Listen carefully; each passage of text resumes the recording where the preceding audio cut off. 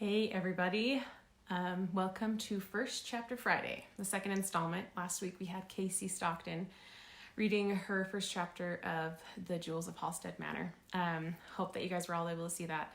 It's an amazing book. I am super excited to be with you today reading a chapter from one of my books. I thought it would be fun to do a little sneak peek at the book I have coming out at the end of the month. It comes out on the 28th. And it is called The Road Through Rushbury.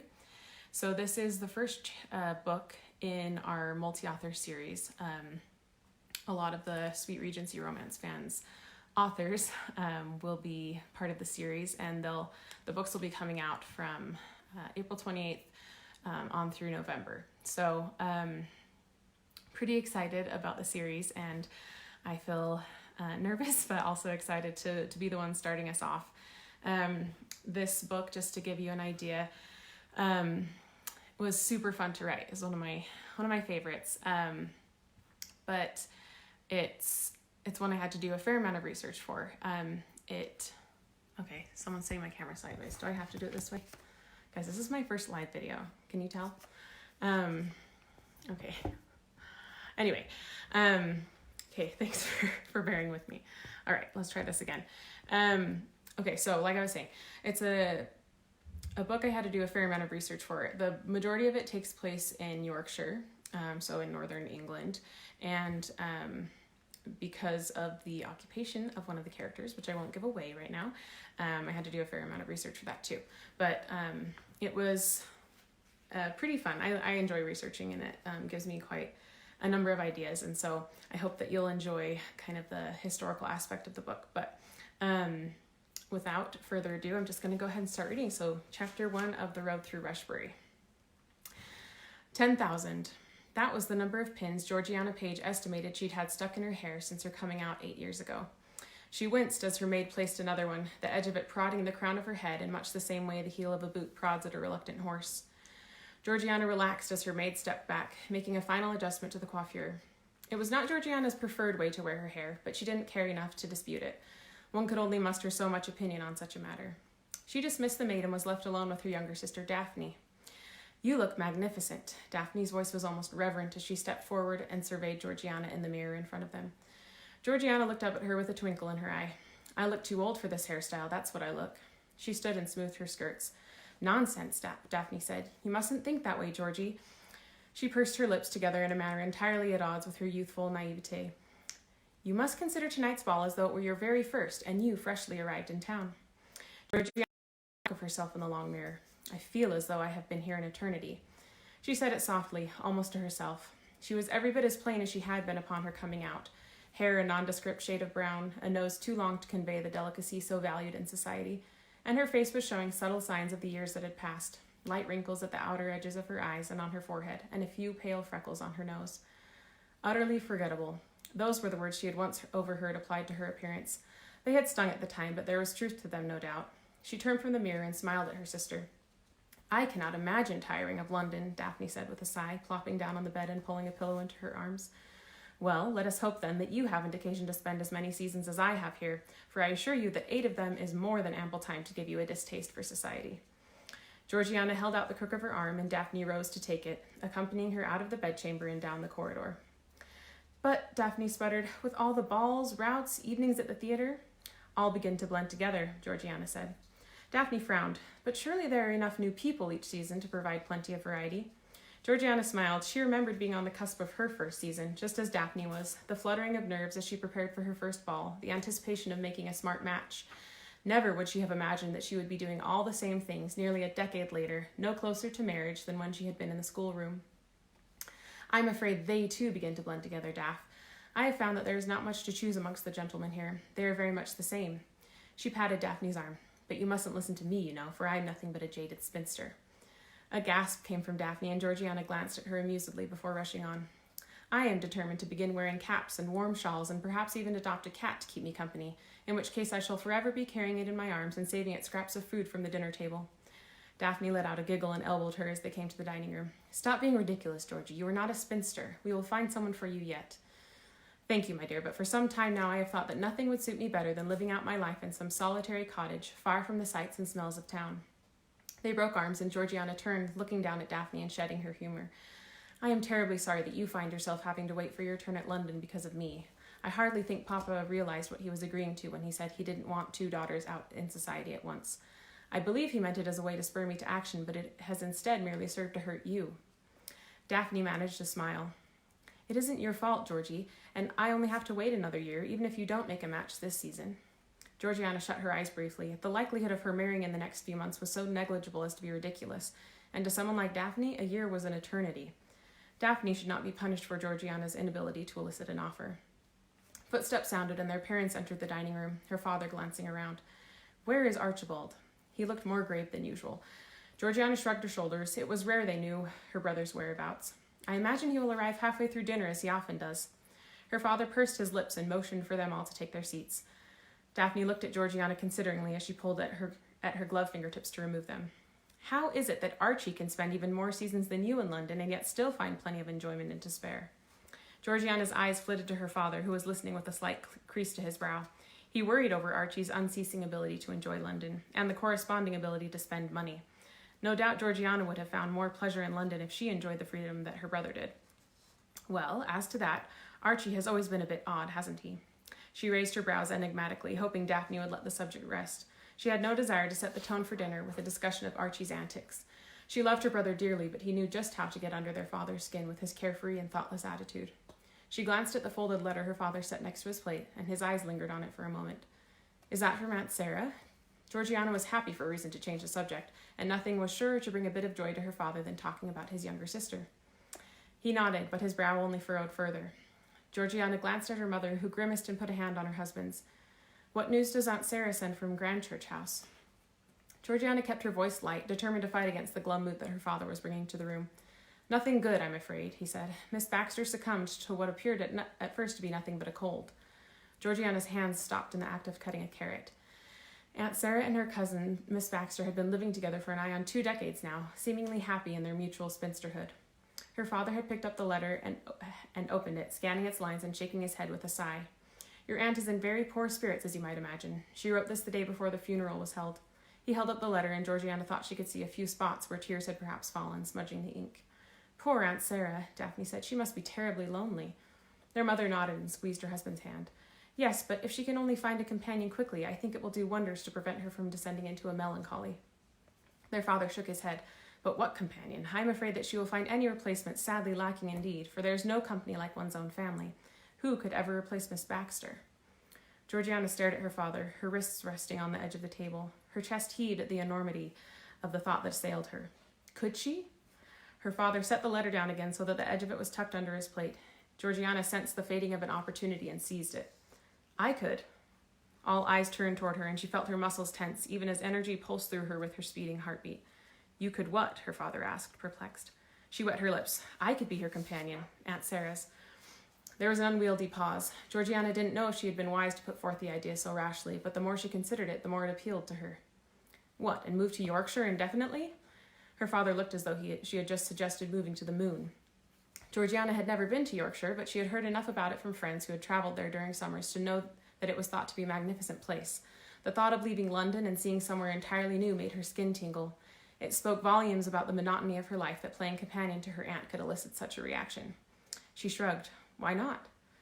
Her father scoffed lightly. Well, I think that should be obvious, my dear. Just what should be so obvious, though, he declined to say, instead tugging at his cravat and avoiding her eye. Georgiana smiled wryly. Father, if someone were going to offer for me, I think we can confidently say that it would have happened sometime during the legion seasons I have spent in London and the many in-between seasons I have spent in Brighton and Bath. Georgiana had no doubt that each one of her family and friends had their reasons for believing her to still be unmarried. It was a matter she herself had pondered on for years, at times anxiously. Had she some glaring flaw that was apparent to everyone except herself? She did sometimes offer her opinion too readily, and she had certainly never been counted among the incomparables, but she felt herself no less marriageable than many of the young women who had made matches over the years. Perhaps it was merely a function of ill luck. After all, Georgiana had never yet met a man who had made her wish to marry, agreeable as many of them were. Was it so difficult to believe that the reverse was also true, that she had not inspired that type of reaction in any of the gentlemen she had met, through no fault of her own? She lifted her chin and straightened her shoulders at the pitying look she noted in her mother's kind eyes. Her mother only wanted to see her cared for and established, but pity was one thing Georgiana would leave behind with gusto if she went to Yorkshire. Wishing to see anything but that sorrowful compassion, she glanced at Daphne, who was still looking at her incredulously. Daphne. She was more than ready to be a part of the London scene.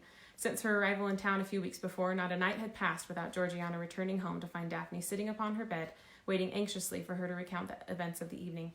Waiting until the beginning of the next season would be torture for her, and entirely unnecessary. What Daphne needed was to enter society unencumbered by the constant presence of Georgiana and the shadow she inevitably cast over the family, a shadow that lengthened its reach with every year she failed to make a match. Her father was watching her through considering eyes shadowed by bushy eyebrows. He hadn't said no yet, and it was time to press home her advantage if Georgiana wished to spend the most crowded and suffocating part of the season anywhere but London. I am certainly not Miss Baxter, Georgiana said, but I believe that I could be a very helpful and agreeable companion to Aunt Sarah, knowing her and loving her as I do. She was always very fond of me, you know. She watched her father's frown relax slightly and the way his jaw worked in tandem with his thoughts. And what's more, she said, this could be the perfect opportunity for Daphne. Daphne's eyes swelled in horror. Going to Yorkshire? Georgiana laughed. Leaving London for a place like Yorkshire would feel like a death sentence to Daphne. To Georgiana, though, it felt like freedom. No, of course not, silly. Georgiana placed her hands in her lap and looked back to her mother and father. They were glancing between their two daughters, who were separated by nearly a decade in years, and yet the dearest of friends despite it. It is March, and the most promising part of the season is still before you. If I leave to be with Aunt Sarah, Daphne might be brought out after Easter instead of waiting for next year.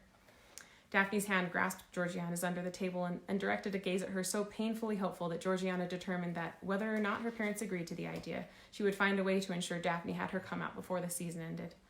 Well, said her father, obviously finding it hard to refute the sense in the argument. He was terribly fond of his sister Sarah and would go well out of his way to ensure her comfort. But to agree to Georgiana's plan would mean acknowledging the unlikelihood of her making a match, and he was far too kind to do such a thing. Let me think on it, he said evasively. He shot a smile and winked at Georgiana. I do my best thinking over a bottle of port. When the woman rose to leave him to the bottle, with still no sign of Archie, Daphne immediately linked her arm with Georgiana's. Georgie, she whispered urgently, leaning in so that Georgiana had to push back on her to keep from stumbling. What in heaven's name are you thinking? What do you mean? Yorkshire? Aunt Sarah? Papa has said that she lives in the most remote village. I imagine there isn't a young gentleman to be found within miles. Georgiana smiled. It sounds delightful. I would be content never to see a marriageable gentleman again. She'd had enough talk of marriage and prospects to last her a lifetime, and thinking of the lack of actual offers she had received brought on the familiar desire to curl up in a dark corner. Daphne shook her head slowly, disbelieving. She would likely never understand the appeal that a life in the countryside held for Georgiana. Georgiana hadn't seen Aunt Sarah in years, but even if her aunt were a terribly difficult woman, her vagaries would likely be outweighed by the freedom Georgiana would gain. Freedom from every expectation and every pitying grimace that currently filled her days and nights.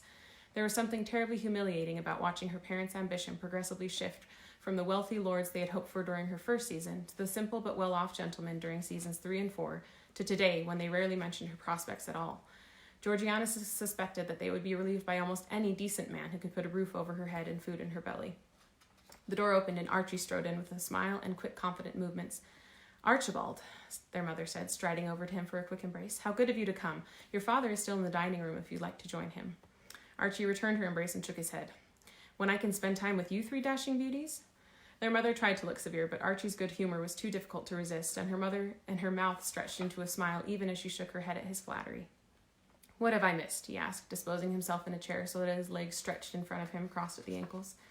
The door opened again and their father entered, apparently too restless to linger long over his port, his eyes immediately finding Archie and then moving to Georgiana. He held the letter from Aunt Sarah in his hands and his thumbs rubbed it as his eyes rested on Georgiana. She met his gaze, feeling her heart trip as she waited for him to say something. Very well, he said with a decisive nod. Georgiana's brows shot up and she blinked 3 times. You mean that I may go? He looked down at the letter. I will not be at peace until I know Sarah is in good hands, and I can think of no one I trust more than you to ensure her well-being. I think she will benefit greatly from your presence. Georgiana stepped toward him, taking his hands in hers and smiling gratefully as her heart pounded and her mind tried to wrap itself around the ramifications of what he was saying. She was leaving London. But, he said significantly, this is only a temporary situation, Georgie. I hope that whatever influence you manage to gain over your aunt, you will exercise it in trying to convince her to sell Grand Church House and move nearer to us. What in heaven's name she and Miss Baxter found to love about such a far-flung place as Rushbury I can't fathom, but it is only sensible, with Miss Baxter gone, that Sarah returned somewhere less distant from her remaining family. As things stand, she could hardly be further. Georgiana nodded quickly, more than happy to agree to whatever terms her father attached to her freedom. Such details could be sorted out later. For now, she had the most childish desire to run from the room and fling her arms in the air, twirling and dancing at the prospect of the wide open space and independence Yorkshire would afford her. "What's all this about?" Archie asked, looking at Georgiana with his head tipped to the side. "Papa," Daphne interjected, "does this mean that—" She trailed off, her hands clasped in front of her, her eyes full of that same painful hope Georgiana had seen at dinner. Their father stared at Daphne for a moment before a smile broke over his face, and he nodded. Daphne ran over, wrapping her arms around him with such force that Georgiana was obliged to grab hold of his arm. Daphne apologized over and over. "I'm just so terribly excited." She turned to Georgiana, her smile fading slightly as her brows furrowed. "But surely you needn't leave in order for me to have my come out." "Would someone mind telling me what in the deuce is going on?" Archie said with an exasperated chuckle. Informed of the developments that had happened over the course of the dinner he had missed, Archie pushed himself to a stand and walked over to Georgiana. Daphne was already anxiously making plans with their mother and father about all the things that would need to happen before she could make a proper come-out. "Georgie," Archie said, wrapping an arm about her shoulders, "what is all this nonsense? Yorkshire?" She laughed and nodded. He pulled his arm from her shoulders and faced her, waiting for an explanation. He didn't say anything, just looking at her with his round eyes and shaking his head. It was as unfathomable for him as it was for Daphne. Archie lived for London. "Oh, Archie," she said, "you know that I have little love for London and life on the marriage mart." "Yes, of course, but Yorkshire? You might as well move to an isle on the sea. Everything I know about Rushbury paints a very—" He pursed his lips into a thin line as if debating over what word to choose. "Provincial picture. And much as you say you dislike London," he nodded at her dress, a green satin with embellished sleeves and hem, "you are hardly provincial, Georgie." She laughed, but he only grimaced. "I mean it. You are consigning yourself to living in a remote village with an aunt I imagine has become an eccentric after so much time in such a forsaken place." Determined not to let Archie take away the sense of victory and anticipatory freedom still coursing through her, she said, "Well, you may turn your nose up at Rushbury and Aunt Sarah, but perhaps you will be singing a different tune when she leaves her money to me, since none of her other family will venture abroad to visit her." She winked at him teasingly. Archie looked very struck by this comment. "Perhaps I should come with you." He leaned in toward her, his eyes shifting toward their father. "Between me and you, I've been spending the blunt a bit too freely." Georgiana laughed. "If you think that is news to Papa, then you are sorely mistaken." She raised a brow. "Indeed, I don't think it could be news to anyone." "Well, I doubt Yorkshire would suit me anyway." "No, I don't think it would, but it will suit me very well indeed." Georgiana was sure of it. She could picture it now, solitary walks without even a maid to trail her, where she might hold up her skirts to avoid muddying them without occasioning the least comment, for there would be no one around to see, where no one would make remarks about her husbandless state because there was no way to change it amongst a village of married men, where fresh air and stillness awaited after years of breathing in dust and town smells. Yes, the more she thought on joining Aunt Sarah in Yorkshire, the more she felt certain that it would be just the thing. The end. The end of chapter 1. Sorry about the technical difficulties, but I hope that gave you a little taste for the book.